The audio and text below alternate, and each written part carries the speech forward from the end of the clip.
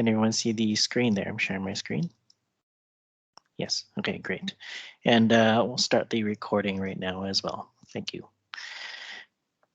So thank you everyone for attending and giving up your evening tonight for an hour for this opportunity for me to share with you what we've done for the last year or so, looking at the District of Mission, its water system, its sanitary system, and its stormwater system, the three major utilities.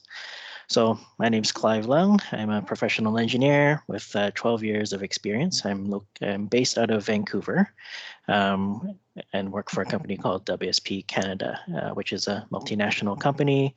We have 50,000 staff around the world. But locally, we're very locally focused. We have about 250 engineering staff locally. So I've been working in the Lower Mainland for the last 12 years, working on a lot of these master plans across the Lower Mainland, in northern BC, in Yukon, in Alberta, and Manitoba. But I do lead the Western Canada team in delivering these type of plans, and no doubt the Mission one was a great one to work on. So with that, I'll go to the presentation outline. So as I mentioned, the presentation is about 35 to 40 minutes, and then the last 15 to 20 minutes we'll have lots of time for questions. So please note any questions along the way. So for today's presentation, I'll quickly do an introduction, the background, sort of where we started from, and why these plans were needed. The second item I'll cover is, a summary of just all the different things that we helped look at, all the project tasks that we've looked at during the course of the whole year, and then we'll get into 5 specific items: the water master plan, sanitary sewer master plan, the drainage master plan. In a bit more detail, that we also carried out a condition assessment and capital planning for the district's existing assets, whereas the master plans looked into the future. And then we also have a project there too, where we looked at a route alignment option for expansion of the utility out to the Silverdale Comprehensive Planning Area. And then finally, we'll wrap up with our next steps and recommendations for the district and the utilities. Okay, so first of all, introduction, not of me, but of the goals of the project. So goals of the project, firstly, is try to get an understanding of what you have in the system, which is your assets. So with the utility assets, there's a common discussion in the industry and in engineering that you really need to manage your assets. So that's called asset management. What we do is we take an estimate or assessment of the condition of your assets across the utility, figure out how old they are, but also not only how old they are, but their actual physical condition, if there's any destructive testing or non-destructive testing that has been done over the years or that we could currently do to assess the condition. That's what we'll do. And we look at asset risk framework. So a lot of engineering is managing risk. You don't want to replace assets too early or you lose value. You want to replace assets. Ideally, you want to replace them the day before they fail, but of course that doesn't happen. So we have this risk frameworks to tell us, okay, maybe these assets are likely to fail. So let's and they're a higher priority. So let's address those over time within expected timeframes of their potential failure. So we want to combine asset management with looking at existing capacity needs. So existing capacity, we have our water system, our sewer system, our drainage system. Those systems need to convey water, collect sewage, convey drainage off-site. So over there, we're looking at the capacity of the existing system. Is the existing system servicing the current residents adequately? So, and if there's any upgrade needed. So number 3 there is to maintain or improve existing level of service. So on that part, we look at the capacity needs, we compare to what is provided actually currently in today's day. And we use computer models. We use a lot of field data to verify our computer model is matching what we see in the field or in the system. And we quantify and we qualify service performance of the system to the customers, the end users, who are all of you here. And we compare that against standards, very developed and known industry standards from water and wastewater associations across Canada and the United States. And then finally, number 4, we want to make sure that while we're managing our current assets, while we're managing current service levels to existing residents, we also make sure we want to look forward and plan for the growth. It's not useful to replace something today if growth is going to occur 5-10 years later and it needs to be replaced again. This might have been common in some historical context with different cities where you don't have the planning, the foresight, and it's more of a reactionary type of planning in the system. So that's what we're trying to capture. In terms of outcomes of the project, the outcomes of the project are really to guide the district's staff, councilors, the decision makers for the financial investments of the utilities over the next, for this project is the next 25 years, in a manner which complements the build out of the envision of the build out of the population, the growth in the lands, and the official community plan. So at the end of the day, once we do all our work, lots of work being done, we'll come back to this graph, but this graph gives you a sort of a foresight into, what's going to look like, what is it going to look like in the future. So we have here in the next 5 years, in the next 10 years, 20 years, projected capital and renewal costs. So what does capital mean? What does renewal mean? Capital is typically new projects required for growth or expansion of the system, or if the existing service level isn't adequate, so the pipes are too small right now, it needs to be larger, then those are capital costs.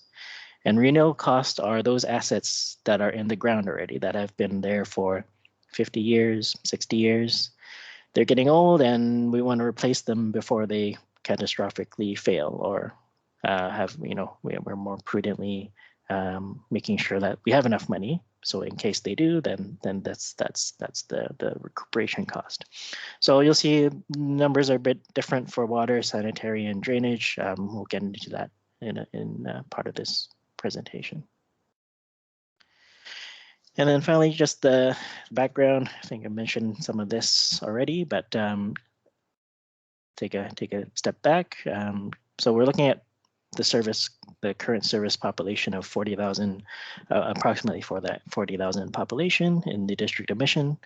And with the growth of the OCP, we're expecting the district population to double over the next 40 to 80 years, depending on market conditions, depending on how the community encourages growth, or the council or the mayor, etc., or just in general the economy.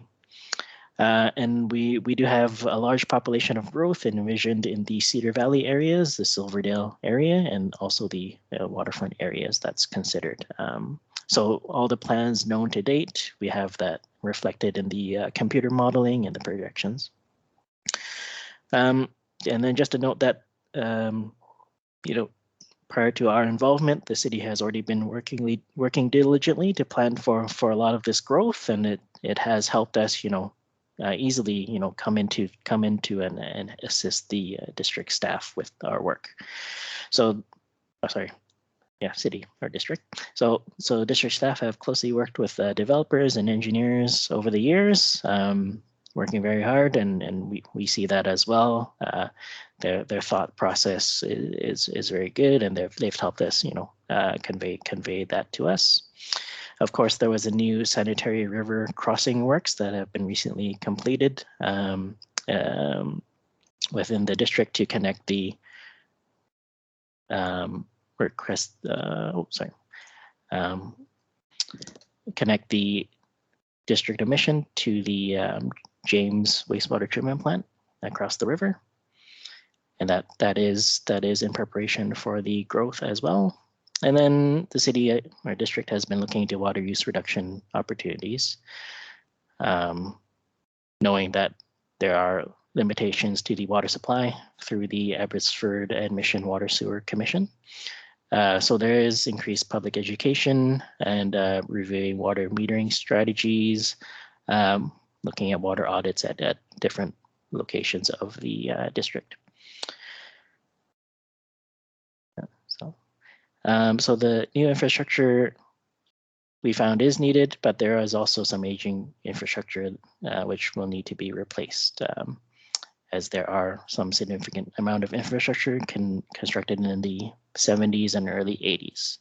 A lot of the infrastructure based on best practice or based on knowledge in the industry, a lot of that infrastructure could last for 50, 60, 70 years.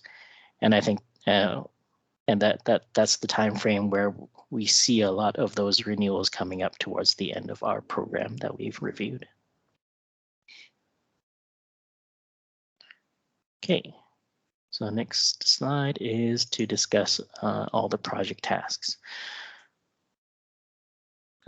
This is the majority of all the project tasks that we've completed during our last year of work. So highlighted everything in blue is items that I will further discuss as we move along this presentation. So to start off, for all three utilities, the water, sanitary sewer, and drainage, we've done two things there across the board, is computer modeling to facilitate planning of the existing but also more importantly, the future network capacity, and a condition assessment framework and analysis for all the assets. So we've done those for all three utilities. For the water and sanitary sewer utility, we've looked at the route alignment, so the extension of the water system and the sanitary system to connect into the existing district of Mission system. Drainage system will be separately addressed by the developers on site. Within the water system, we've also looked at the small water network by the Ruskin Dam, by Hayward Lake in the northwest of the district. Sanitary sewer, we've also done a quick sewage treatment review looking at the applicability of the James treatment plant moving forwards. On the drainage side, we've also done a more detailed review of the Israel Bench area for drainage capacity. And then other reviews. So other reviews are those reviews that could cross different utilities. So we've updated 45 policies and procedures. Those are operational procedures that district staff have to, take care of the water system, operate, maintain, and keep the utility systems working in a good order. We've looked at a detailed review and recommended upgrades for the SCADA system. SCADA system is basically the communication heartbeat of the system, of these systems. A lot of these utility systems, they work on their own. We have operators that help input and help move the water or making sure you have water to your taps. A lot of it is automated as well through this communication system called the SCADA, so that we've looked at that. We've also done a detailed condition assessment for 6 of the older sanitary and drainage pump stations throughout the district. Inflow and infiltration it's a common issue within the Lower Mainland where sanitary sewers, they're designed to capture sewage, but during rainfall events, especially with older sewers, there's a lot of infiltration. So there's excess water that comes in through rainfall, through infiltration in the ground, into the manholes, and that increases the load to the treatment plant. So we just manage, that's a common thing to manage and review. Of course, there are fat, oil, and grease issues to review in the sanitary system to when they clog up, then it causes issues for the residents. And we have some technologies, acoustic technologies, to figure out how to best better maintain, or identify, and then maintain those issues. Force main condition assessment reviews, and then through all this work, at the end of the day, what we did was we merged all these capacity planning and condition assessment frameworks to develop capital project list for the utilities for the 5, 10, and 25-year horizons. And then lastly, there's a review ongoing currently for residential metering strategy. And this is more of looking at water usage, management of water usage from customers, and in the long term, if you manage water usage, you need less investment overall in your larger system if everyone's using less water.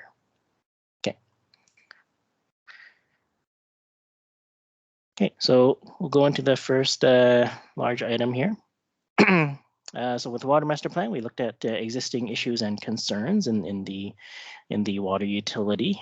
Of course, these are just general items that we always look for, so these will be repeated. So we looked at old and deteriorating infrastructure. We're looking at the system, how it will manage with sustaining growth and any new development pressures. Within the water utility, we also want to look at any bottlenecks. Are there some pipes that are too small that are preventing water from getting to another part of the system? And just a general need to better understand the current performance of the network. So what the master planning does, it identifies improvement projects required in the system. So ideally, what needs to be done in the system to improve it. Secondly, allows us to identify a prioritized improvement schedule. So when should they improve what? And then budgeting requirements. The master plan will help us identify how are we going to fund those projects. Is it through the taxpayer, the utility funding, or from developers? Will the developer be fully responsible to pay for those projects, or another means? So specifically, it's just a little bit into the detail, but a computer model, hydraulic model, was developed to mimic the existing conditions and also project the future OCP 2045 conditions. We looked at the hydraulic capacity of the water mains, so they're in the blue. Hydrants not shown in the figure there, but every hydrant was reviewed, fire hydrant, all the valves in the system, and we assessed the system to provide for fire protection for all customers, meeting peak demand. So in the summer, when there's that heat dome and you're using the most water, does the water system still supply all that water to everyone? Minimum and maximum pressures. So within different parts of the system, you'll be bound to have different pressures. We want to make sure it's within the standards. So there's not too little and not too much to burst the pipe. And then review against standard operating guidelines for performance. Best practice, best maintenance, so that the assets don't deteriorate quicker than they should. So this is just a little snip. It's not the full city or district. If I put the whole district on, it would be just way too tiny to actually see what was happening. But this is an example of the projected state of the water system in the 2045 horizon. And this is a specific image for fire protection. So in 25 years time, if you did nothing to this system and you didn't touch it at all, you would start to have problems with having enough fire protection to your residents, or sorry, not to all of you that are potentially here. So we do this, we check a few things. Fire protection is one of them. And then the next slide, you'll see a lot of most of those X's go away there. So this is the next slide. We have projects that we identify, and we prioritize them as well if they're needed right now or if they're needed later. We have a timing to look at, we need these upgrades here and these pink pipes here, and then that will resolve a lot of those fire flow issues. Yeah, of course, there are some that there's one down on the bottom right there that's not resolved, but sometimes it's also a risk tolerance. Is that or is that next to another fire hydrant that can service that same thing? Or there's lots of considerations, but in general, we try to improve the system for existing residents, but then also for future projection as well, in case there's future considerations. It's a science and can be, I can spend a couple of days to explain it, but just to have this much time. But yeah. Okay, so this is a projection for now, and just these are the cost projected for existing and future requirements to improve the water utility. And you'll see there's a large portion of the costs which are also attributed to developer costs or potentially costs that can be rolled into the development cost charge bylaw. So there are large amounts in here that are related to the Silverdale comprehensive planning area and anticipated construction in the waterfront and the Cedar Valley areas. So these costs are currently, these are WSP's interpretation of the distribution of the projects, based on best practice and what we've done in many other municipalities. But the projects still need to be scrutinized a little bit by staff, by district staff. A lot of these projects should be, based on where they're located. Could be different developers paying for it, and how it gets split up it's not in our purview, but it would be a decision by staff. You'll see in something there called a new reservoir. That's actually just a storage tank, and that will be funded by the Abbotsford Water Sewer Commission. Okay, so move on from this one. Okay, next part is the sanitary sewer master plan. So I'll go a little bit quicker over these ones because this is going to be a similar discussion. So we look at reviewing issues and concerns, infrastructure, how does the system work when there's growth pressures, where are the bottlenecks in the system, and what's the current performance of the system. So similar to the water, we developed a hydraulic computer model to the right side there to mimic the existing and future OCP 2045 conditions. And for the sanitary sewer system, it's a little bit more straightforward. It's really, sanitary system, everything goes downhill. And downhill, there's a good steep slope in Mission for the most part until you get to the waterfront area where it's a bit more shallow. So that topography does help the district convey a lot of its sanitary sewer without any major issues. And then you have a large trunk system at the bottom of your system to convey a lot of the sewage across the river to the James wastewater treatment plant, which is the inset right here, but it's actually south of this bottom location here. There's a river crossing that sends the sewage from Mission to the James Joint Abbotsford Mission Environmental. Apologies, I forget, but it's a Joint Abbotsford and Mission treatment plant. So we looked at the hydraulic capacity of the gravity sewers, the force mains, and the lift stations. So you have pumps and force mains in your sewer system because you may have some low points. So from the low points, you need to pump to a higher point before it can come down the hill again. So that you have a few, mostly smaller smaller lift stations.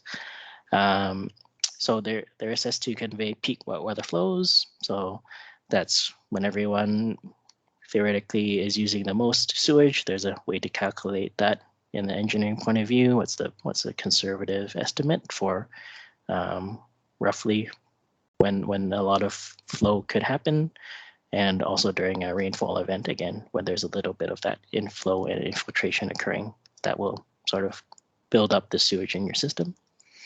And then we assess the system against industry standard operating guidelines.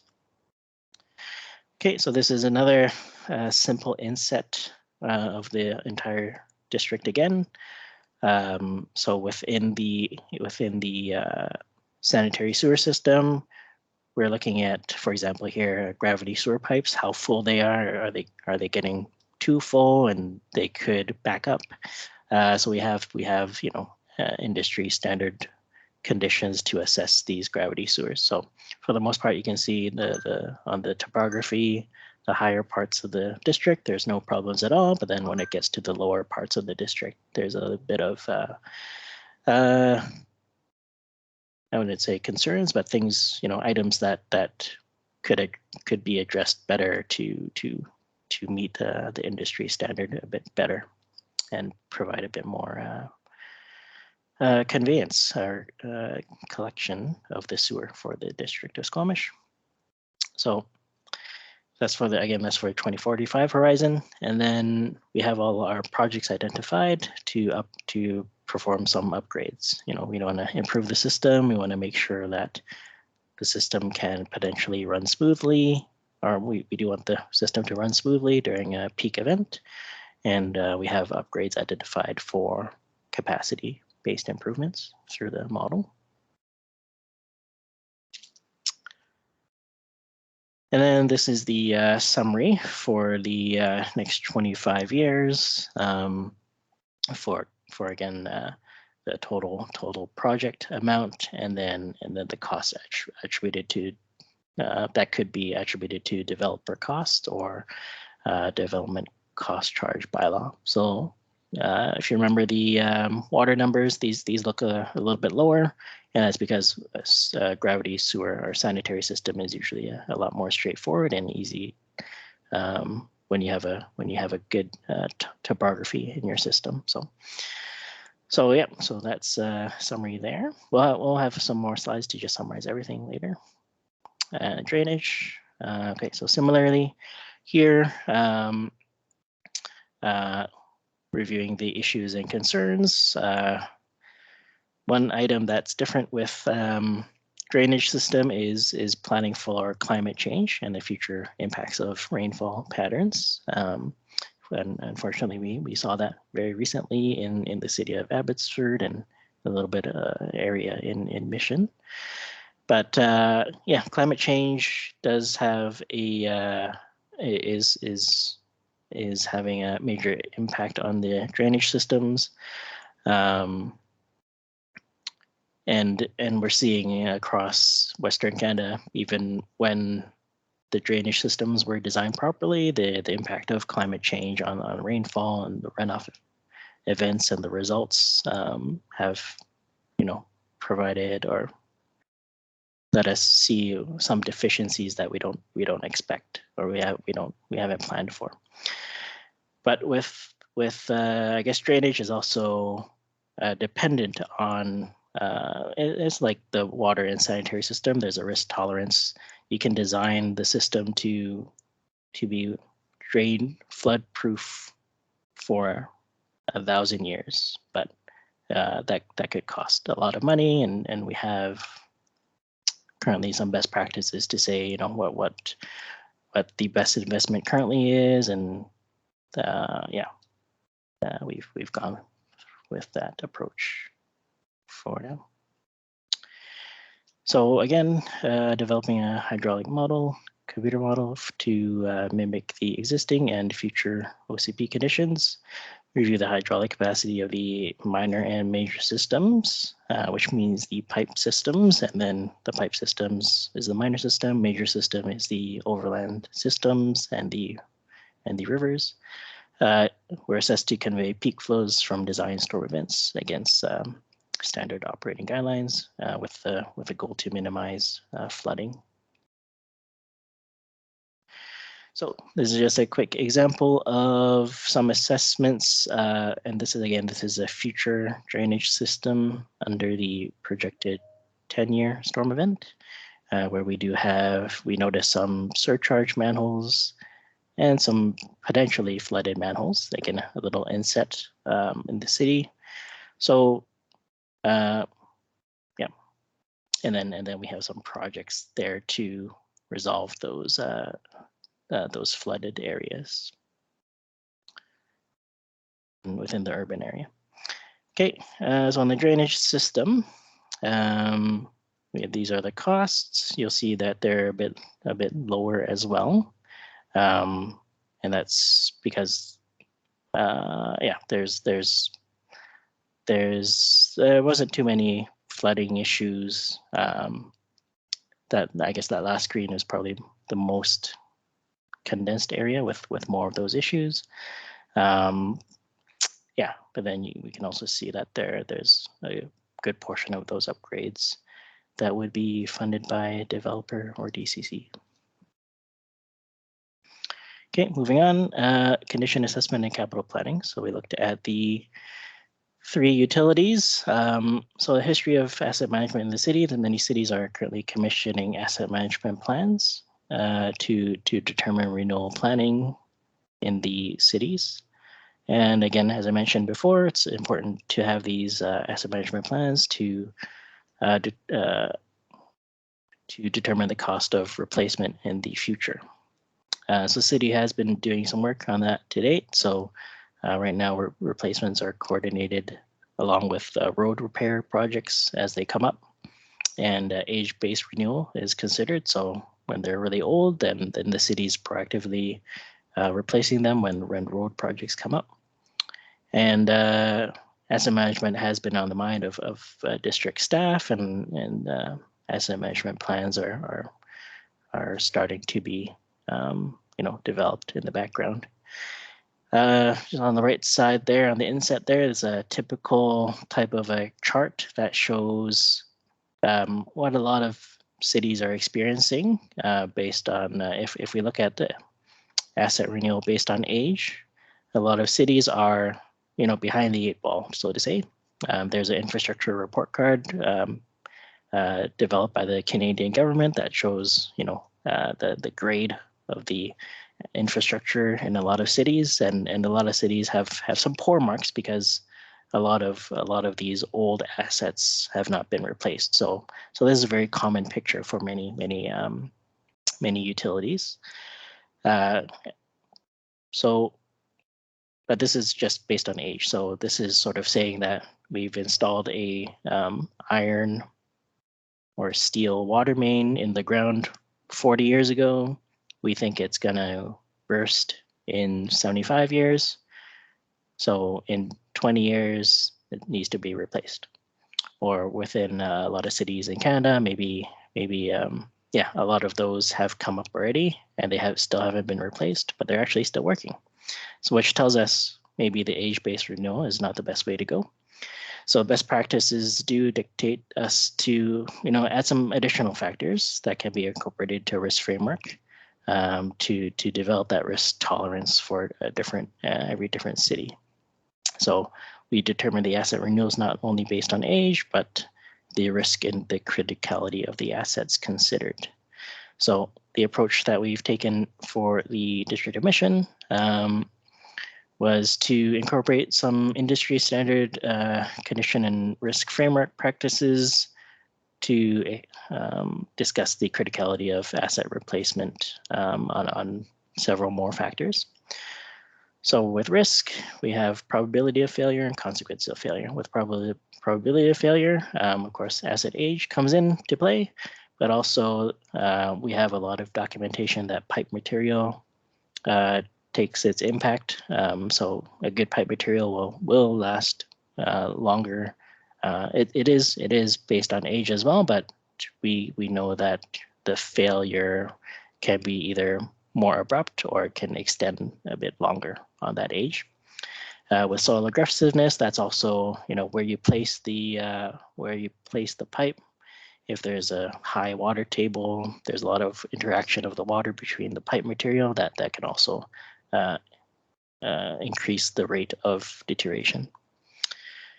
Consequence factors we used were pipe size. So if a smaller main burst or a larger main bursts, we want to also consider consequence of failure. We want to make sure the big ones don't fail because those are important to service a lot more people. And if they burst, then there's more impact of the of where the water goes. I guess I'm talking about water mains with burst. Consequence of failure is land use or zoning. One of the major factors that we look at for every city is like service to the hospital or major type of land uses. Critical business areas, items like that. And then we have a consequence of failure of cover, surface, and curbs. So with road curbs, if there's a way for failure to be mitigated, if impacts to be mitigated, if the water can drain by the curb or a large ditch, then that gets taken into consideration.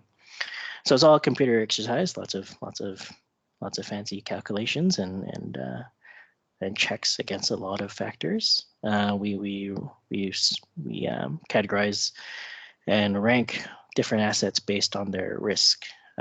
So we go from insignificant to a very high risk for failure. And then just additionally, we have understand that there was a traffic transportation master plan presented last night in the district of Mission, and within that project there was a traffic project prioritizations. So we looked at those projects and made sure our projects were brought forward if necessary to incorporate to that major capital project list for the utility. And then just a quick image there, example for sanitary. Maybe a little bit behind, so I'm going to speak a little bit faster. But yeah, this is an example for sanitary. We have our very high risk assets. Usually, again, larger pipes affecting more people in the more busier areas, and then our replacement periods to have old assets replaced in a suitable amount of time based on risk tolerance. Okay, so at the end of all that, we looked at all the replacement project totals for again across water, sanitary, and storm. We have the total replacement project cost based on risk here. And then just to highlight on the sanitary side, it's 70 million over the next 20 years. And again, because there's a significant quantity of sewers installed in the 70s and 80s, reaching the end of their service life. So it's about 44 kilometers. So we've probably extended some of those service lives because they go from the 70s and 80s to 2030. So that's about 60-ish years before we say that we advise you to replace them. Yeah, so this table incorporates the capital projects that we saw earlier, the replacement projects that we're seeing now, and then the total project costs for the utilities over the next 20 years. And then in this column here, we have subtracted the costs that we envision that the developers and development cost charges would contribute to. But you'll see a lot of there's a major portion of those costs that are still borne by the taxpayers are related to the renewals, project renewals, or the infrastructure renewals over time. We have annual costs there, and then we had a quick discussion with the accounting department to compare, what's the proposed 20-year plan for financing the utility. Water, we're getting a little bit close. but seems like for funding, you're relatively in a good position for sanitary and storm at the moment. Again, then these numbers are not fully reviewed by the district staff yet. It's WSP's interpretation, and we might not also have all the costs because we're not looking at every single program in the district. But this at least gives a district staff a good step to figure out what else needs to be funded in between all these items and how the district can get there. And then these charts are just, if the numbers are too hard to figure out, these are some charts that sort of explain capital costs and the portion that will come from DCCC or developer costs over time. So that's the first 5 years, 10, 20, and the total. Yeah, so I'll skip through these quickly because I want more time for questions. Okay, so just a quick summary. There is a large portion of costs funded by DCC or development. Replacement costs do make up a large portion of the upcoming capital costs over the next 25 years. But there are some costs that aren't included that the accountants at the district will have to consider in a larger financial review for the taxpayers. And then the next steps would be for the district to consider a long-term financial assessment of the utilities, incorporating what our findings of our projects in the utility master plans, and then a DCC bylaw review and update based on the numbers we found there. Okay. Quickly go through these SCPA route alignment. So Silverdale Comprehensive Planning Area, we have reviewed 4 alignment options to connect the Silverdale lands to the existing city and water sewer commission water sanitary sewer networks. We looked at a lot of alignment constraints. It is coming from far away, but looking at the Ministry of Transportation requirements, CP Rail, there's some crossings, private owner crossings, road and traffic impacts, looking at existing utilities, and then if we build it, the geotechnical and environmental impacts that these extensions would cause. We looked at all those, did evaluation of those 4 different alignments, looked at pump station requirements, prepared cost estimates, and then preliminary design drawings for the city. So might be a little bit hard to see, but we have option A, B, C, and D in the green, yellow, red, and purple. But the purple line, option C was the currently preferred one, although there's some discussion to review just to make sure. But again, this is I guess these are ongoing projects as well. Let's get through that. Again, this is the session's being recorded. I know there's a couple of people that came late here, but the session is being recorded, so we can review these at a slower pace after the meeting. Okay, and then of course there's still ongoing work through the Silverdale route assessment and confirming the alignments. We actually did find a good benefit of saving a bunch of work within the city for the sanitary sewer system by connecting this part of the system on Wren Street straight to the potential extension of the sewer system from the Silverdale land. So there are benefits. Yeah, and then there are Intercad is another firm looking at other options for connection, but those are all ongoing items. Okay, and then finally, just next steps. There's a couple of ongoing items by WSP where we're reviewing a residential water metering strategy, something that Metro Vancouver is encouraging, and I think it's good, prudent to have investment to look into that. because it is a common strategy to defer water supply improvements, especially understanding the water supply, availability within the Water and Sewer Commission with Norris Creek and Canal Lake. We're also helping the city of Abbotsford with an operational review of their supply to a specific pressure zone in the District of Mission, potentially to reduce reliance on the Canal Lake supply, but that's more details. And then future work and recommendations for model updates, drainage system. The more data we have for those computer models, the more confidence we have in planning. Sorry. And then updates of the computer models. And then recommended city tasks.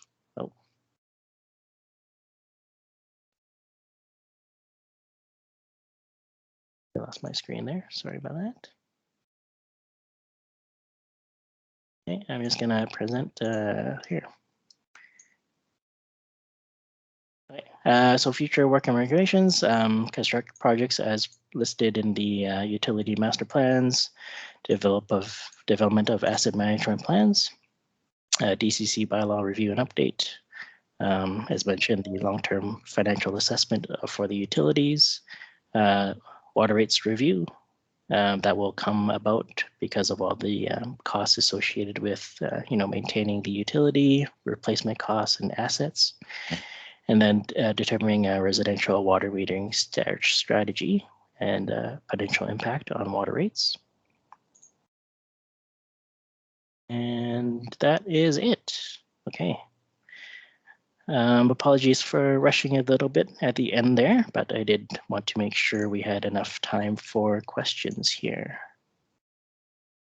And so just quickly, I think we forgot to introduce city staff here. My name is Alan Shu. I'm the manager of engineering planning and assets. The gentleman who kicked us off here was he's Art Castelline. He's the senior engineer working for the city, as well. He's the project manager for this project. I do recognize we're a bit behind, so I propose city staff and consultant to stick around a little bit longer. We'll probably wrap up around 8:10.